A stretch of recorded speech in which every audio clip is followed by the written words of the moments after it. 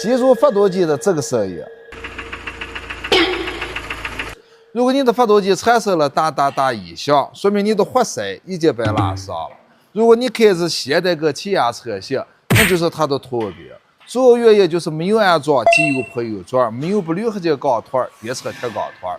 如果你开的是其他车型，说明你的发动机没有得到很好的养护。今天我们拆开这台起亚发动机，大家可以清楚的看到活塞跟钢团被严重的拉伤，就是因为这个位置没有安装喷油嘴，活塞得不到很好的润滑，再加上它用的是铝合金钢团，又不那么耐磨，造成的发动机拉缸。所以我们想要一次性解决现代跟起亚的拉缸问题，我们只需要加装喷油嘴，把铝合金钢团换成铁钢团就可以搞定。买台发动机再给大家安排3年10万的质保。